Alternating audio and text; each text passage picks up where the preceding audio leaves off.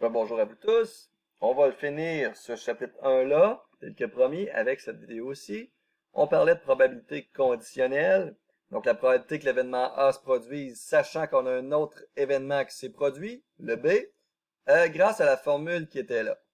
Maintenant, on va utiliser cette formule-là pour déterminer la probabilité d'une intersection. Comment est-ce qu'on peut utiliser le fait que la probabilité que A se produise, sachant B,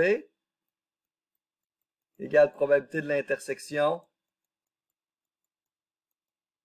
divisé par probabilité de B. Comment est-ce qu'on peut utiliser cette probabilité-là, cette formule-là, pour aller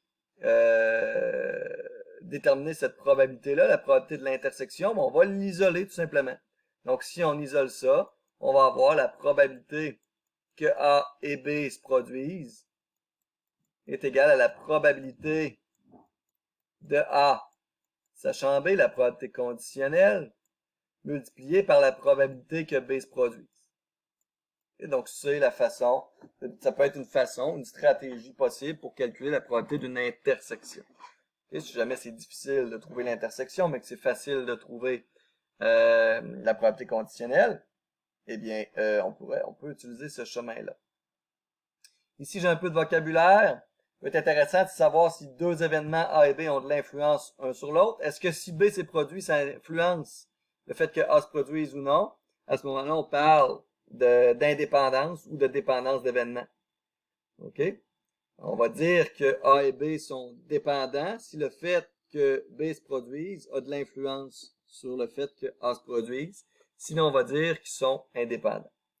Donc, on va dire que A et B sont indépendants si le fait que B se produise ne change pas la probabilité que A se produise. Donc, si la probabilité de A est égale à la probabilité de A sachant B, c'est parce que B n'a rien changé à notre événement A. Okay? Probabilité de piger une dame ou la probabilité de piger une dame sachant qu'on a pigé une carte de cœur, c'est une chance sur 13 no matter what. Okay? Donc, les événements piger une carte de cœur et piger une dame sont des événements indépendants, puisque le fait qu'un se produise n'influence pas la probabilité de l'autre. Des événements indépendants.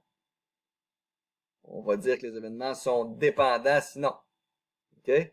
Par exemple, je vous dis que j'ai pigé une figure, quelle est la probabilité que j'ai pigé une dame? Ben alors là, les événements sont dépendants. Parce que si je te dis que j'ai pigé une figure, ben là, ça diminue considérablement mon nombre de cas. On a une chance sur 3 d'avoir pigé une dame, si je te dis que j'ai pigé une figure. Et non plus une chance sur 13. OK? Qu'est-ce que j'ai écrit ici? Par ailleurs, dans la mesure où A et B sont deux événements qui sont indépendants, on va avoir que la probabilité de l'intersection, c'est la multiplication des deux. Seulement s'ils sont indépendants. On va faire attention. Je sais que je vais manquer de temps parce que je radote beaucoup dans mes vidéos, donc ceux-là, on va les faire en classe ensemble en revenant de vos examens. OK? Donc ceux-là, tentez-les par vous-même. Quand on parle d'indépendance, utilisez ce qui est ici pour déterminer si deux événements sont indépendants. Sinon, le reste, il n'y a rien vraiment de nouveau. Il y a des probabilités conditionnelles, mais essayez de les faire. OK? Je vais plutôt me lancer sur, vous avez de la place ici pour faire ça, on va les faire en revenant de vos examens. Ce qui m'amène au dernier exemple de vos notes de cours chapitre 1. L'exemple sur les gardiens de but, il faudrait que je change les noms. Les gardiens de but des Canadiens de Montréal ont changé, à l'exception de Carey Price, mais bref. Peu importe, la théorie derrière cet exemple-là est la même. On a un total de 3 gardiens de but différents qui jouent pour le Canadien de Montréal. On a Carey Price qui participe à 70% des parties. On a Ntiniemi qui participe à 25% des matchs et Charlie Lindgren qui participe au reste, donc à 5% des parties. Carey Price gagne 65% de ses matchs. Ntiniemi gagne 55% de ses matchs. Et le dernier, Charlie Lindgren, gagne 40% de ses matchs. Quelle est la probabilité que le Canadien de Montréal gagne le match de demain contre les Rangers de New York si on ne sait pas quel gardien va jouer? Okay, donc ici, on va se définir nos événements P, N et L. Cette saison-ci, ce sera Jack Allen qui sera gardien numéro 2 des Canadiens de Montréal. Mais ça, on pourra s'en reparler. Donc, l'événement P, ça va être c'est Price qui joue. Price qui prend part au match. Price qui est devant le filet, peu importe. Donc, Price. L'événement N, ça va être NT Niemi qui joue. Et l'événement L, ça va être Charlie Lindgren qui joue. Ok, je n'écrirai pas Lindgren avec ma petite souris, ça va être difficile. Je vais avoir aussi un événement qui va s'appeler G, qui va s'appeler gagner le match. Donc, si on gagne, ben, la probabilité de gagner, c'est ce qu'on cherche en fait ici. Ok, donc c'est ce que je vais écrire. Probabilité de G, c'est égal à quoi? C'est égal à la probabilité que Price joue et qu'on gagne, plus la probabilité que Niemi joue et qu'on gagne, plus la probabilité de Charlie Lindgren joue et on gagne. C'est les trois façons de gagner. Soit Price est devant les buts et on gagne, soit Niemi est devant les buts et on gagne, ou soit Lindgren est dans les buts et on gagne. Il ne peut rien se passer d'autre que ça. Ok, ici c'est la probabilité que Price joue et qu'on gagne. Donc, quelle est la probabilité que Price joue? C'est 70%. Et qu'on gagne, donc une multiplication, et on gagne. Donc, la probabilité de gagner, sachant que Price est devant le filet, c'est 65%. Price gagne 65% de ses matchs. Plus la probabilité, oui, la probabilité que Niemi soit devant le filet, c'est 25%. Et la probabilité de gagner, sachant que Niemi est devant le filet, c'est 55%.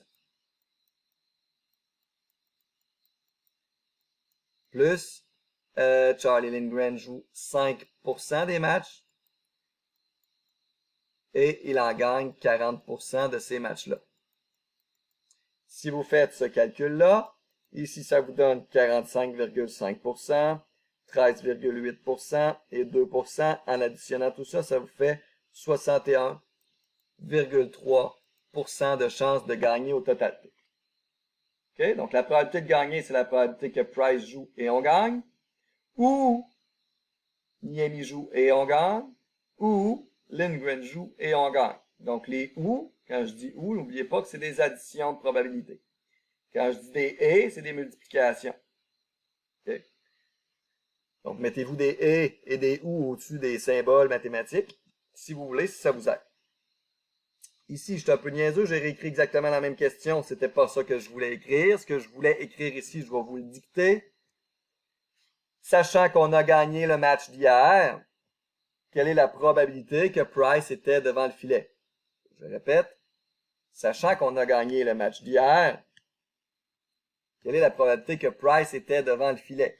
Supposons qu'on n'a pas regardé le match, qu'on se demande qui était devant le filet. OK? Hey, les Canadiens ont gagné hier, en moins c'était qui gaulait? Ben, c'est ça que tu vas faire pour avoir ta probabilité, par exemple. Quelle était la probabilité que Price était devant le filet? Donc, qu'est-ce qui nous intéresse ici? Probabilité que Price est devant le filet, sachant qu'on a gagné la partie, qu'ils ont gagné la partie. Et là, on utilise la formule qu'on a apprise dans la dernière vidéo. C'est la probabilité que Price joue et on gagne. Donc, ça, on le sait déjà. On l'a calculé au numéro A. Divisé par la probabilité de gagner. Donc, la probabilité de ce qui est à droite du sachant que. Et ça, on l'a calculé aussi, hein. On a calculé la probabilité de gagner un match. Elle est ici. Donc, c'est ce qu'on va mettre ici, là, à notre dénominateur. Donc, la probabilité que Price joue et on gagne, je vous rappelle que c'est 70% multiplié par 65%, qui fait 45,5% en passant.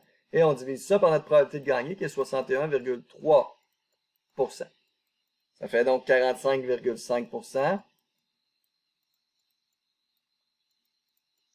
divisé par 61,3%. Ce qui vous donne au total tout 74,2%. Donc, si les Canadiens ont gagné, il y avait 74,2% de chances que c'était Carey Price qui gaulait. Ça veut dire quoi aussi dans le monde dans lequel on vit, ça veut dire que Carey Price gagne 74,2% des victoires du Canadien. Pas 74,2% des matchs du Canadien. Faire attention. C'est lui qui gagne 74,2% des victoires du Canadien de Montréal. OK? Donc, à partir d'ici, ben, premièrement, vous pouvez faire ces numéros-là. On va faire ça ensemble en revenant de vos examens. Sinon, vous pouvez aussi faire ces numéros-là, des numéros sur les probabilités conditionnelles, donc qui sont à la page 64 de votre volume. Et votre chapitre 1 est terminé. On va se lancer dans votre chapitre 2 dans une prochaine vidéo. D'accord? Donc, soyez sages et préparez bien vos exercices et revenez-moi avec vos questions en classe. C'est Liana. Bye! Au plaisir!